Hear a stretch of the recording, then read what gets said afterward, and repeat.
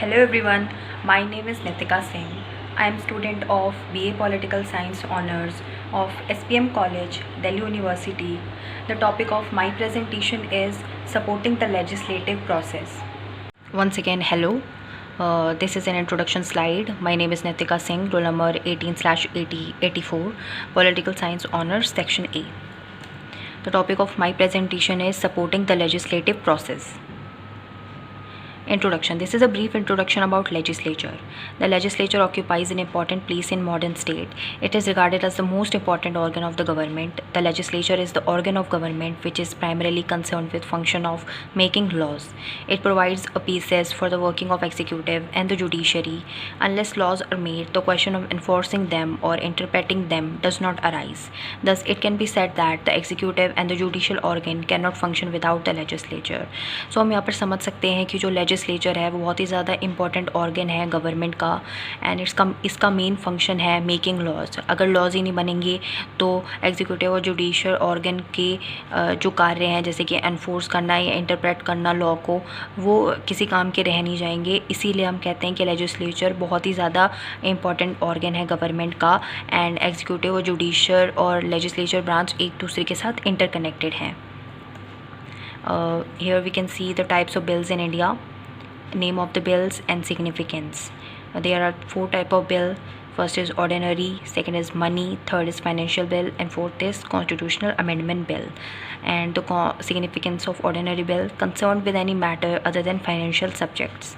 Money bill, concerned with financial matters like taxation, public expenditure, etc. Financial bill, concerned with financial matters but different from money bill because money bill and financial bills are not same. Constitutional amendment bill, concerned with amendment of provisions of constitution. Law making process in India. Laws are made separately at different levels by union government, federal government for the whole country and by the state government for their respective states as well as by the local municipal council at a district level. यानी कि जो union government है वो whole country के लिए, state government अपने respective states के लिए और local municipal council district level के लिए लॉज बनाते रहते हैं अपने सेपरेट लेवल्स पर. The legislative procedure in India for union government requires the proposed bill pass through the 2 legislative houses of the parliament, therefore the लोक सभा एंड राज्यसभा. तो जो लेजिस्लेटिव प्रोसीजर है in India for union government के लिए वो require करता है कि जो प्रपोज्ड बिल होता है वो पास करे 2 legislative houses of parliament of India, Lok Sabha और राज्यसभा में. The legislative procedure for state, वहाँ पर जब लेजिस्लेटिव प्रोसीजर स्टेट के लिए आता है जहाँ पर बाई कैमरल लेजिस्लेचर को सपोर्ट किया जाता है, वहाँ पर बिल को पास होने के लिए रिक्वायर करता है कि वो एटलीस्ट लोअर हाउस या विधानसभा में पास हो जाए, बट मैंडेटरी नहीं होता है कि वो विधान परिषद यानी कि अपर हाउस में पास हो. उसके अलावा कुछ स्टेट होते हैं जो यूनिकैमरल लेजिस्लेचर को सपोर्ट करते हैं, वहाँ पर ये रिक्वायर करा जाता है कि जो लॉ या बिल है need to be passed only in state Vidhan Sabha for they don't have Vidhan Parishad, because उधर सिर्फ विधानसभा ही होती है, विधान परिषद नहीं होता है. Difference between a bill and an act. Legislative proposals are brought before the either of the House of the Parliament of India in a form of bill. A bill is draft of legislative proposals, which when passed by both the Houses of Parliament and assented to by President becomes an act of Parliament. As soon as the bill has been framed, it has to be published in newspaper and general public is asked to comment in the democratic manner. Because हम एक democratic country के अंदर रहते हैं and general public का opinion बहुत ही ज़्यादा matter करता है. The bill may then be amended to incorporate the public opinion in a constructive manner. यानी कि अगर जनरल पब्लिक के जो ओपिनियन होते हैं उससे कुछ निकल कर आता है तो बिल के अंदर अमेंडमेंट ज़रूर कर दिया जाता है कंस्ट्रक्टिव मैनर के through. Then may be introduce in parliament by minister और प्राइवेट मेंबर्स. तो उसके बाद जो ये बिल होता है ये पार्लियामेंट के अंदर मिनिस्टर्स या प्राइवेट मेंबर्स के थ्रू इंट्रोड्यूस करवा दिया जाता है. अगर मिनिस्टर्स उसको इंट्रोड्यूस करते हैं तो उसे गवर्नमेंट बिल कहा जाता है और अगर प्राइवेट मेंबर्स करते हैं तो उसे प्राइवेट मेंबर्स बिल कहा जाता है. बिल में ऑल्सो भी क्लासीफाइड एज पब्लिक बिल्स और प्राइवेट बिल्स. तो बिल भी 2 तरीके के होते हैं, पब्लिक बिल्स या private bills. A public bill is one refer to a matter applying to public in general. जो पब्लिक बिल होते हैं उनका जो मैटर होता है वो जनरल पब्लिक से रिलेटेड ही होता है, और जबकि प्राइवेट बिल का जो मैटर होता है वो पर्टिकुलर पर्सन, कॉरपोरेशन या इंस्टीट्यूशन से रिलेटेड होता है। For example orphanages and charitable homes और मुस्लिम वक्फ बिल्स जो होते हैं वो प्राइवेट बिल्स का ही एक उदाहरण है। How a bill becomes an act in parliament. A bill is a draft of a legislative proposal. It has to pass through various stages before it becomes an act of parliament. There are 3 stages through which a bill has to pass in one house of parliament. The procedure is similar for legislative assembly for state. जिस तरीके से 3 stages हैं bill को पास होने के लिए one house of parliament में, उसी तरीके से लेजिस्लेटिव असेंबली ऑफ स्टेट्स में भी ये सेम ही प्रोसीजर को इस्तेमाल किया जाता है। तो हम पहुँचते हैं फर्स्ट रीडिंग में। The legislative process begins with the introduction of bill in either of the house of parliament. तो लेजिस्लेटिव प्रोसेस स्टार्ट होता है, बिल को इंट्रोड्यूस किया जाता है किसी भी एक हाउस ऑफ पार्लियामेंट में, चाहे वो लोकसभा हो या Rajya Sabha. A bill can be introduce either by minister और बाय प्राइवेट मेंबर। कोई मिनिस्टर या प्राइवेट मेंबर उसको इंट्रोड्यूस कर सकता है, चाहे वो गवर्नमेंट बिल हो या प्राइवेट मेंबर बिल हो। It is necessary for a member in charge for a bill to ask for the leave of the house to introduce the bill. तो जो मेंबर इन चार्ज होता है, जो bill को introduce कर रहा होता है, उसके लिए ये नेसेसरी होता है कि वो आस्क करे लीव ऑफ द हाउस को कि वो इंट्रोड्यूस करना चाहता है bill. If leave is granted, अगर उसकी बात मान ली जाती है, ग्रांटी कर ली जाती है, तो बिल इंट्रोड्यूस हो जाता है। This stage is known as first reading of the bill. ये स्टेज का नाम होता है first reading of the bill. If the motion for leave to introduce a bill is opposed, the speaker may in his discretion allow the brief explanatory statement to be made by the member who opposed the motion and a member in charge who moved the motion। यानी कि अगर जो leave होती है, अगर उसको oppose कर दिया जाता है किसी के थ्रू, तो जो स्पीकर होते हैं वो दोनों ही पक्षों को सामान्य टाइम देते हैं कि वो अपने पक्ष या उसके विपक्ष में बात कर सके। तो जो मेंबर इन चार्ज होते हैं वो अपने जो बिल को इंट्रोड्यूस कर रहे होते हैं वो अपने बिल से रिलेटेड बातों को सामने रखते हैं, और जो उसको अपोज कर रहे होते हैं वो अपनी बात आगे रखते हैं। यही एक तरीका है पार्लियामेंट में बिल को प्रपोज करने का फर्स्ट रीडिंग के अंदर। कुछ जो चीज़ें होती हैं जिनके अंदर की फुल डिस्कशन को जो स्पीकर होते हैं वो परमिट करते हैं, जैसे कि अगर बिल को अपोज किया जाता है इस ग्राउंड पे कि bill initiate legislation outside the legislative competence of house, तो इसमें जो स्पीकर होते हैं वो फुल डिस्कशन के लिए अलाउ कर देते हैं। Thereafter the question is put to the vote of the house. However, the motion for leave to introduce a financial bill or appropriation bill is forthwith put to the vote of the house. जो financial bill होता है या appropriation bill होता है वो vote of the house के through ही आगे बढ़ाया जा सकता है। Money appropriation bill and financial bill can be introduced only in Lok Sabha per Article 109, 110 and 117. Speaker of Lok Sabha decide whether a bill is money bill or not. Chairman of Rajya Sabha decide whether a bill is finance bill or not when the bill is introduced in Rajya Sabha. तो यानी कि इससे हमें पता लगता है कि जो मनी या अप्रोप्रिएशन बिल या फाइनेंस बिल होते हैं वो सिर्फ लोक सभा में ही इंट्रोड्यूस करे जा सकते हैं अकॉर्डिंग टू आर्टिकल 109, 110, 117। जो स्पीकर ऑफ लोक सभा होते हैं वो डिसाइड करते हैं कि बिल मनी बिल है या नहीं, और चेयरमैन ऑफ राज्य सभा डिसाइड करते हैं कि बिल फाइनेंस बिल है या नहीं, और उसके बाद उसको इंट्रोड्यूस किया जाता है। Publication in the official gazette. After bill has been introduced it is to be publish in gazette of India. जब बिल इंट्रोड्यूस होता है उससे भी पहले उसको गजेट ऑफ इंडिया में पब्लिश कर दिया जाता है। Even before introduction a bill might with the permission of speaker be published in gazette. तो अगर हो सकता है कि अगर बिल इंट्रोड्यूस ही नहीं हुआ है उससे पहले भी स्पीकर की परमिशन के थ्रू वो गजेट के अंदर पब्लिश किया जा सकता है। In such cases leave to introduce the bill in the house is not asked for. तो इस तरीके के कुछ केसेस के अंदर जो लीव होता है टू इंट्रोड्यूस द बिल, जो हाउस के अंदर एक लीव होता है जो हमने अभी बात करी जिसके बारे में, वो नहीं लिया जाता है और बिल स्ट्रेट अवे इंट्रोड्यूस कर दिया जाता है। Reference of bill to the standing committee. After bill has been introduced the presiding officer of the concerned house, चाहे वो स्पीकर ऑफ लोकसभा है या चेयरमैन ऑफ राज्यसभा है या एनीवन जो उनके बिहाफ पे एक्ट कर रहा है, can refer a bill to the concerned standing committee for examination. तो वो रेफ़र कर सकते हैं किसी भी स्टैंडिंग कमेटी को कि वो एग्जामिनेशन करें, कि रिपोर्ट तैयार कर दें। If a bill is refer to a standing committee, अगर बिल को रेफ़र कर दिया जाता है एक स्टैंडिंग कमेटी में, the committee shall consider the general principle and the clauses of the bill refer to them and make a report thereon. तो अगर स्टैंडिंग कमेटी का कार्य ये होता है कि वो एक जनरल प्रिंसिपल्स को कंसीडर करें और क्लॉजेस को भी अच्छे से कंसीडर करें और उसके बाद उनको रेफ़र करने के बाद ही एक रिपोर्ट के साथ सामने आए। Committee can also seek expert opinion of the public opinion to those interested in the measure. तो जो कमेटी होती है वो एक्सपर्ट ओपिनियन भी ले सकती है और पब्लिक ओपिनियन भी ले सकती है। ये सब पावर स्टैंडिंग कमेटी को दी जाती है स्पीकर ऑफ लोकसभा या चेयरमैन ऑफ राज्यसभा के through. After the bill has thus been considered the committee submit its report to the house. जब ये सब कार्य हो जाता है उसके बाद जो स्टैंडिंग कमेटी होती है वो अपनी रिपोर्ट को सबमिट कर देती है हाउस के पास। The report of the committee being persuasive value shall be treated as considered advice.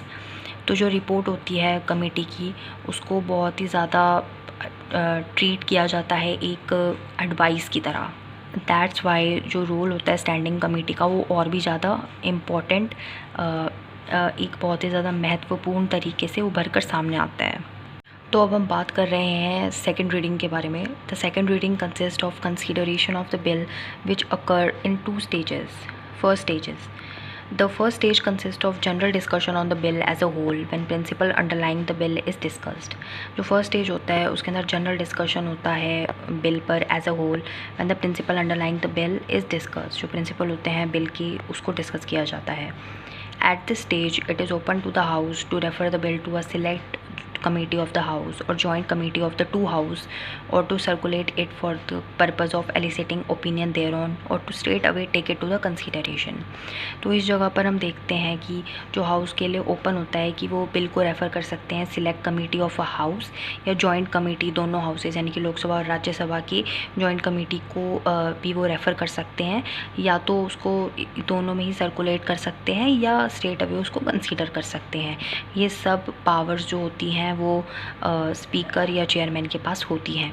If a bill is referred to a select joint committee the committee consider the bill clause by clause. अगर speaker या chairman ये फैसला लेते हैं कि bill को refer करना है सिलेक्ट या जॉइंट कमेटी के लिए, the committee consider the bill clause by clause. तो कमेटी जो होती है वो बिल को क्लॉज बाय क्लॉज कंसीडर करती है just as the house does, जिस तरीके से हाउस में उसको एनालाइज किया जाता है।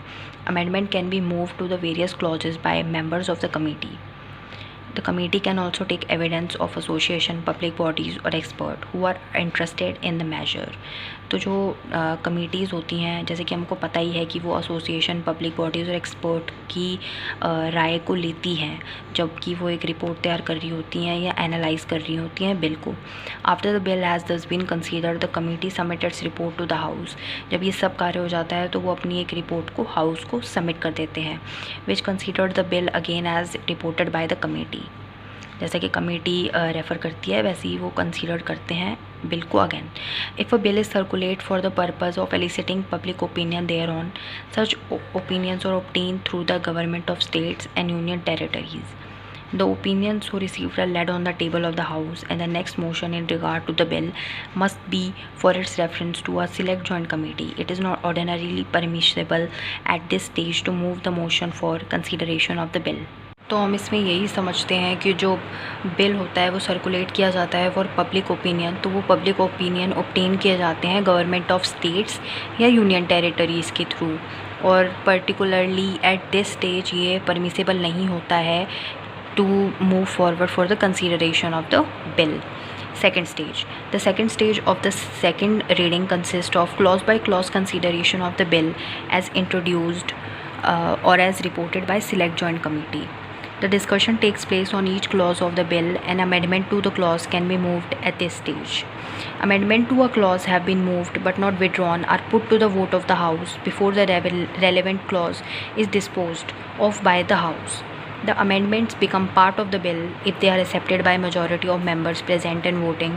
After the clauses, the schedule, if any, clause 1, the enacting formula and the long title of the bill have been adopted by the House and the second reading is deemed over। So इसमें हम समझते हैं कि इस second reading के अंदर clause by clause consideration होता है बिल का, जो कि जिस तरीके से रिपोर्ट किया जाता है सिलेक्ट जॉइंट कमेटी के थ्रू।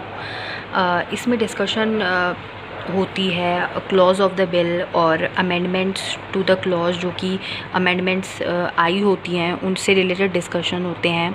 जो अमेंडमेंट होते हैं to a clause have been moved but not withdrawn, जो कि जो अमेंडमेंट्स होते हैं क्लॉज के जिनको कि आगे रखा जाता है बट जो कि विड्रॉन नहीं होते हैं, जिन्हें कि थोड़ी देर के लिए सामने नहीं डिस्कस किया जा रहा होता है, उन्हें फिर से सामने लाया जाता है और वोटिंग होती है अगर वो रेलेवेंट होते हैं, और अगर वो रेलेवेंट होते हैं तो उन्हें एक्सेप्ट कर लिया जाता है by the majority members present और वोटिंग के through. So after that second reading ख़त्म हो जाती है और the long title of bill clause 1 the inactive formula उसको अडॉप्ट कर लिया जाता है बाय द हाउस। सो हम बात कर रहे हैं third and the last reading के बारे में। तो इस वाले लास्ट रीडिंग में क्या होता है कि जो मेंबर इन चार्ज होता है वो बिल को पास करने के लिए मूव करता है, और इसमें क्या किया जाता है कि जो आर्ग्यूमेंट होते हैं पर्टिकुलरली डिस्कशन होता है सपोर्ट या रिजेक्शन ऑफ द बिल में, एंड देयर आफ्टर डिटेल्स में जाया जाता है अगर बहुत ही ज़्यादा एब्सोल्यूट नेसेसरी या नेसेसिटी होती है उस चीज़ की। वर्बल फॉर्मल और कॉन्सिक्वेंशियल अमेंडमेंट ही अलाउड होता है इस स्टेज पर आगे बढ़ाने के लिए इन पासिंग एन ऑर्डिनरी बिल। जब हम ऑर्डिनरी बिल पास करने के बारे में बात करते हैं तो एक सिंपल मेजॉरिटी ही हमें चाहिए होती है प्रेजेंट मेंबर्स की, और वोटिंग बहुत ही ज़्यादा ज़रूरी होती है। बट अगर हम बात कर रहे हैं किसी बिल की जिसके अंदर कि हमें कॉन्स्टिट्यूशन में अमेंडमेंट करना है, तो उसके लिए हमें majority of total number of membership of house चाहिए, majority of not less than 2/3 of member of present and voting is required in each house of the parliament. So इसमें हमें ये बताया गया है कि बिल अगर हमें कॉन्स्टिट्यूशन में अमेंडमेंट करना है तो जो मेंबर्स होते हैं बोथ द हाउसेस के अंदर उनकी कितनी ज़्यादा महत्वता होती है उसके अंदर। If the number of vote in favour and against the bill are tied, अगर इक्वल वोट पड़ते हैं और एक टाई जैसा माहौल बन जाता है तो उसके अंदर स्पीकर या चेयरमैन के पास भी एक एक वोट होता है और वो उसको इस्तेमाल करते हैं जिसे कि कास्टिंग वोट राइट कहा जाता है। Passing a bill. If at any time during a meeting of House there is no quorum, which is member 1/10 of the total number of House, it shall be duty of chairman or speaker or person acting as such either to adjourn the House or to suspend the meeting until there is a quorum. तो इसके अंदर हमें बताया गया है कि quorum यानी कि जो एक स्ट्रेंथ होती है मेंबर्स की वो कितनी ज़्यादा ज़रूरी है, और अगर वो ना हो तो जो चेयरमैन और स्पीकर होते हैं पासिंग बिल के पास होने के टाइम पर हाउस को adjourn कर सकते हैं या सस्पेंड कर सकते हैं मीटिंग को। The bill taken up under legislative power of parliament are treated as passed provided majority of members present at the time approved the bill.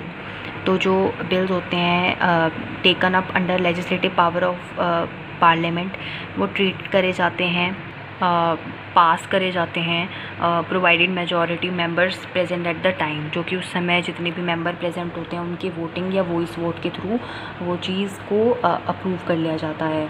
It is also right of a member to demand voting instead of voice vote. So अगर कोई member वहाँ पर नहीं चाहता है कि voice vote हो तो वो डिमांड कर सकता है कि हमारी वोटिंग करवा ली जाए। इन case of passing a constitutional amendment bill, अगर हम कॉन्स्टिट्यूशनल अमेंडमेंट बिल के बारे में बात कर रहे हैं, उस केस के बारे में बात कर रहे हैं, तो 2/3 of the total member present and voting in favour of bill with more than half 50% of the total membership of the house is required पर आर्टिकल 368। तो यानी कि जो अगर हम बात करते हैं कॉन्स्टिट्यूशन अमेंडमेंट बिल की, तो ये बिल बहुत ही ज़्यादा इंपॉर्टेंट होता है और इसके अंदर जो मेंबर होते हैं और कोरम की बहुत ही ज़्यादा महत्वता हमें दिखती है। Bill in the other house, after the bill is passed by one house of the parliament, it is sent to the another house for concurrence with a message to that effect.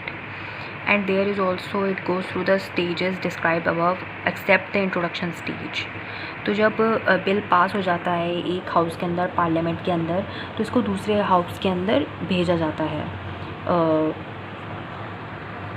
वहाँ पर भी ये सारे same stages ही होते हैं, जैसे कि हमें डिस्क्राइब किया गया है पहले, पर इंट्रोडक्शन स्टेज नहीं होता बिकॉज वो पहले हो चुका होता है। If a bill passed by one house is amended by the another house, अगर मान लीजिए कि पहले वाले हाउस ने बिल को पास कर दिया है और अगर दूसरे हाउस ने उसके अंदर अमेंडमेंट्स कर दिए हैं, तो वो ओरिजिनेटिंग हाउस यानी कि जो फर्स्ट हाउस होता है जिसके अंदर की बिल को पास कर दिया जाता है, वहाँ पर दोबारा भेजा जाता है उनके अप्रूवल के लिए। If the originating house does not agree with the amendments, तो अगर जो ओरिजिनेटिंग हाउस होता है, जो पहला हाउस होता है, अगर वो अग्री नहीं करता उन लोगों के आई मीन जो दूसरे हाउस के अमेंडमेंट्स के साथ, तो वो डिसअग्री कर सकते हैं। तो इस हालात में जो टू हाउसेज होते हैं वो डिसअग्रीमेंट के मोड पर आ जाते हैं। द अदर हाउस में keep a money bill for 14 days and an ordinary bill for 3 months. तो जो दूसरा हाउस होता है, जो सेकेंड हाउस होता है जो कि अमेंडमेंट के लिए कह रहा होता है, वो जो हाउस होता है वो मनी बिल को 14 डेज़ के लिए और एक ऑर्डिनरी बिल को 3 मंथ्स के लिए विदाउट पासिंग या रिजेक्टिंग के अपने पास रख सकता है, यानी कि उस पर डिस्कशन और वार्तालाप बातचीत सब कुछ हो सकती है। If it fails to return the bill within the fix time, यानी कि अगर जो सेकेंड हाउस है अगर वो पर्टिकुलर टाइम पीरियड के अंदर, I am sorry for that, particular time के अंदर उसको वापस नहीं भेजता है, the bill is deemed to be passed by both the houses and is sent for the approval of president. तो यानी कि वो बिल जो होता है वो दोनों पक्षों से पास माना जाता है और वो प्रेसिडेंट के अप्रूवल के लिए भेज दिया जाता है।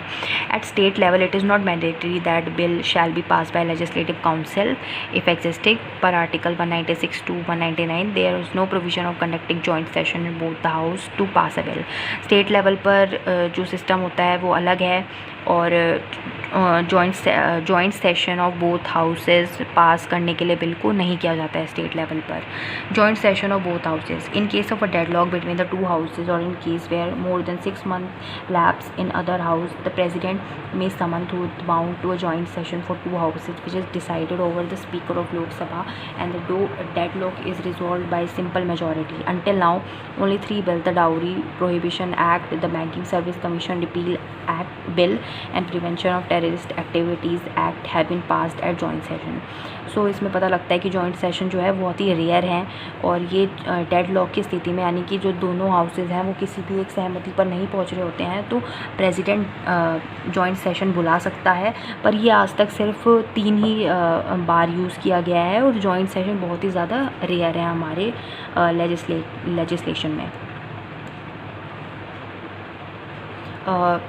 प्रेसिडेंट अप्रूवल, सो हम सबसे ज़्यादा इम्पॉर्टेंट पार्ट पर आ चुके हैं प्रेसिडेंट के अप्रूवल पर।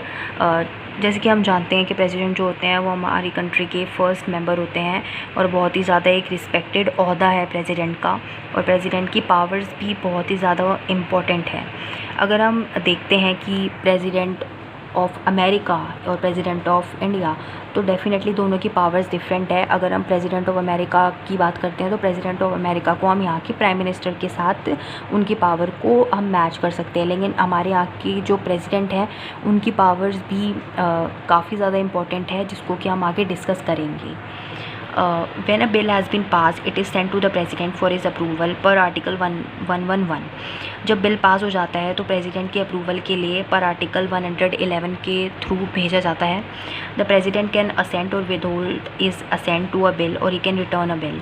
तो जो प्रेसिडेंट होते हैं उनके पास ये पावर होती है कि वो किसी बिल को खारिज कर सकते हैं या पारित कर सकते हैं और या तो वो रिटर्न कर सकते हैं, ये पावर उनके हाथ में होती है। Other than a money bill which is recommended by president himself to the houses, सिर्फ मनी बिल को छोड़कर, क्योंकि मनी बिल को तो खुद प्रेसिडेंट ही रेकमेंड करते हैं himself to the houses. However article 255 says that prior recommendation of president और governor of a state wherever stipulated is not compulsory for an act of parliament or of legislative of state but the final consent of president or governor of a state is mandatory। तो इसके through हम जान सकते हैं कि article 255 कहता है कि प्रायर रिकमेंडेशन प्रेसिडेंट की या गवर्नर की ज़रूरत नहीं होती है, पर जो कंसेंट होता है एक फ़ाइनल कंसेंट के लिए तो प्रेसिडेंट और गवर्नर की जो एक रिजेक्शन या मतलब रिजेक्शन या तो पारित करना या रिजेक्ट करना, ये गवर्नर और राष्ट्रपति के हाथ में होता है। एंड ये मैंडेटरी भी होता है। President may be of view that a particular bill passed under the legislative powers of parliament is violating the constitution. He can send back the bill with his recommendation to pass the bill under the constituent power of parliament following the article 368 procedure. तो अगर president को लगता है कि जो particular bill उनके पास आया है, अगर वो उसको एनालाइज करते हैं और उसके बाद वो एक इस क्रमश पर पहुंचते हैं कि जो बिल है वो वायलेट कर रहा है कॉन्स्टिट्यूशन को हमारे, तो वो उस बिल को वापस भेज सकते हैं अंडर आर्टिकल 368 प्रोसीजर के through. President shall not withhold constitutional amendment bill duly passed by parliament पर आर्टिकल 368। जो प्रेसिडेंट होते हैं उन्हें ये अधिकार नहीं होता है कि वो कॉन्स्टिट्यूशनल अमेंडमेंट बिल को कैंसिल कर दें या मतलब खारिज कर दें, जो कि आर्टिकल 368 के थ्रू हम जानते हैं। If the president gives assent the bill is published in the gazette of India. अगर प्रेसिडेंट अपनी स्वीकार्यता दे देते हैं तो बिल पब्लिश हो जाता है गजेट ऑफ इंडिया के अंदर and becomes an act from the date of his assent. जैसे कि सिटीज़न अमेंडमेंट बिल था, अब वो सिटीज़न अमेंडमेंट एक्ट बन चुका है, यानी कि वो बिल से लेकर एक्ट तक की जो एक जर्नी है उसको पास कर चुका है एंड प्रेसिडेंट का भी अप्रूवल उस बिल में आया होगा। जिस तरीके से हम ये सब पढ़ रहे हैं और इसी पूरे तरीके से वो बिल एक बिल से लेकर एक्ट तक पहुंचा होगा। If he withhold his assent, the bill is dropped, which is known as absolute veto. तो सबसे इम्पॉर्टेंट चीज़ आती है यहाँ पर, वो है एब्सोलूट वीटो। यानी कि अगर जो प्रेसिडेंट होते हैं वो एब्सोलूट वीटो का इस्तेमाल करें, जो कि उनकी एब्सोलूट पावर मैं कहूँगी है, तो वो किसी भी चीज़ को खारिज कर सकते हैं, कैंसिल कर सकते हैं और अपनी इस पावर का इस्तेमाल कर सकते हैं और उनसे कोई क्वेश्चन पूछा नहीं जा सकता है उसके बाद। The president can exercise absolute veto on aid and advice of council of minister पर आर्टिकल 111 एंड आर्टिकल 7413।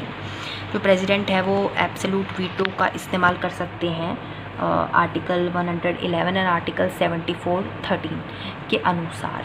वैसे तो 3 तरीके के वीटो होते हैं, absolute veto, suspensive veto and next one is pocket veto.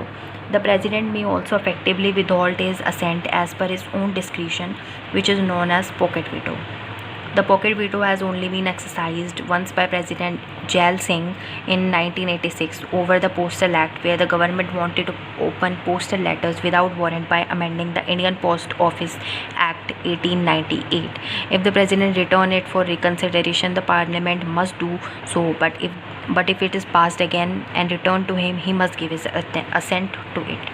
President की एक और पावर जो कि पॉकेट वीटो के थ्रू होती है, तो जो प्रेसिडेंट होते हैं अगर वो किसी बिल को नहीं करना चाहते हैं, अपना अप्रूवल नहीं देना चाहते हैं या उसे खारिज भी नहीं करना चाहते हैं, तो वो पॉकेट वीटो लगा देंगे उस बिल पर और उसको वहीं पर रोक देंगे।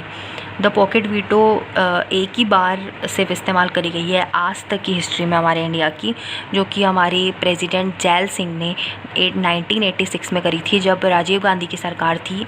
जब राजीव गांधी की सरकार ने postal act over the postal act जो था, जो कि गवर्नमेंट चाहती थी कि जो पोस्टल लेटर्स होते हैं बिना किसी वारंट के वो उन्हें ओपन कर सकें, तो प्रेसिडेंट जैल सिंह को वो नहीं चाहिए, वो ऐसा चाहते नहीं थे कि सरकार ऐसा करे या पोस्टल लेटर्स को बिना वारंट के पढ़े, क्योंकि वो सोचते थे कि ये मीडिया की जो फ्रीडम है उसके अगेंस्ट है। तो इसके लिए उन्होंने अपने पॉकेट वीटो का इस्तेमाल कर लिया था।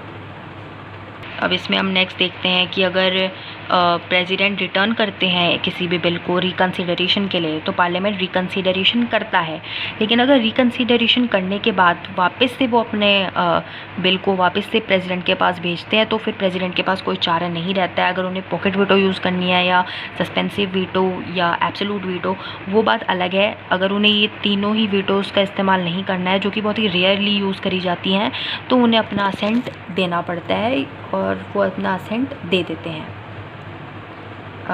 ये चार्ट जो कि हम देख रहे हैं, ये क्लास 11th का चार्ट है एक, जो मैंने यहाँ पर लगाया है।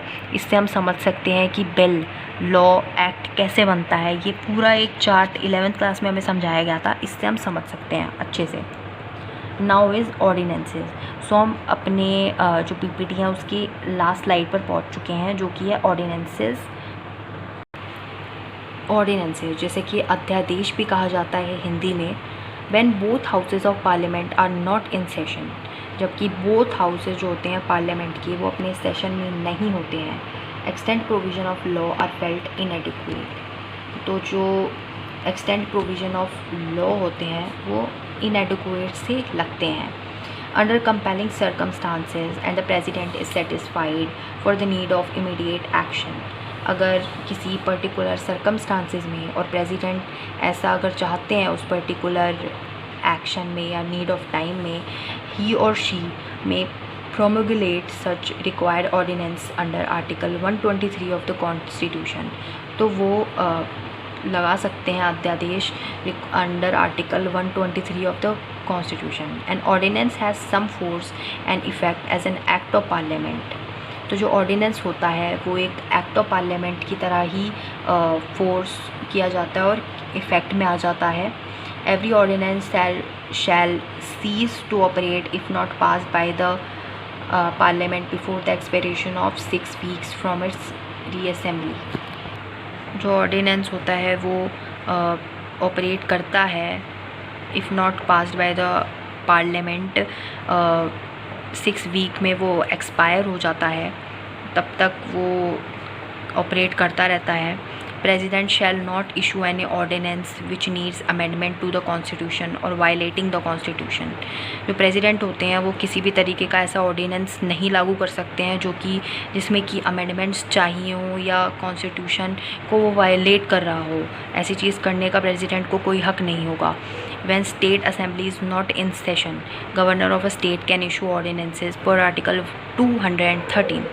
अगर स्टेट असेंबली सेशन में नहीं है तो स्टेट असेंबली के लिए भी एक वो है कि गवर्नर जो होते हैं स्टेट के वो इशू कर सकते हैं ऑर्डिनेंसेस पर आर्टिकल 213, यानी कि प्रेसिडेंट और गवर्नर के पास ये पावर होती है कि वो अध्यादेश लागू कर सकते हैं subject to the approval of president in case so required. अगर गवर्नर इशू करते हैं ऑर्डिनेंस तो आर्टिकल 213 के थ्रू कभी किसी पर्टिकुलर केस में प्रेसिडेंट के अप्रूवल के बाद वो अध्यादेश को लागू कर सकते हैं। इसकी भी एक टाइम पीरियड होता है, ऐसा नहीं होता है कि ऑर्डिनेंसेस को प्रेसिडेंट या गवर्नर लागू कर देते हैं तो वो लागू हो जाता है, एक एक्ट की तरह बन जाता है, ऐसा कुछ नहीं है। इनका टाइम पीरियड होता है, पर्टिकुलरली 6 मंथ्स तक का एक टाइम पीरियड होता है और 6 वीक, जैसे कि यहाँ पर दिखाया गया कि every ordinance shall cease to operate if not passed by the parliament before the expiration of 6 week, तो 6 वीक तक वो एक्सपायरेशन तक ऑपरेट कर सकता है। और अगर पार्लियामेंट के थ्रू पास हो जाता है तो 6 मंथ्स तक एटलीस्ट वो ऑपरेट कर सकता है। So ordinance is very important. Thank you so much.